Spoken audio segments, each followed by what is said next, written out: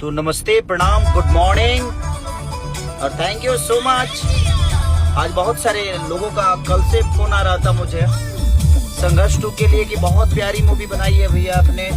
तो हमने नहीं बल्कि हमारे डायरेक्टर, प्रोड्यूसर और सारे कलाकार मिलकर इस सिनेमा को बड़ा किए हैं और सबका योगदान है, सबका मेहनत है और सबने अपना 110% दिया है। और बोल रहे हैं कि भैया हम 4 बार देखे, 5 बार देखे लेकिन मन नहीं भर रहा है। तो थैंक यू सो मच कि आप लोग 5-5 बार, 10-10 बार सिनेमा को देख रहे हैं। और इस गाना भी मेरा साजानवा जो खेसारी म्यूजिक वर्ल्ड से रिलीज हुआ है, जो 3 नंबर ट्रेंडिंग पे भी है।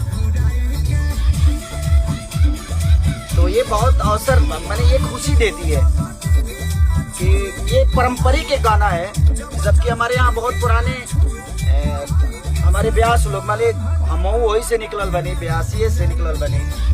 तो हमारे जितना भी गुरु तुल्य लोग बा सभे गाना के गाओ।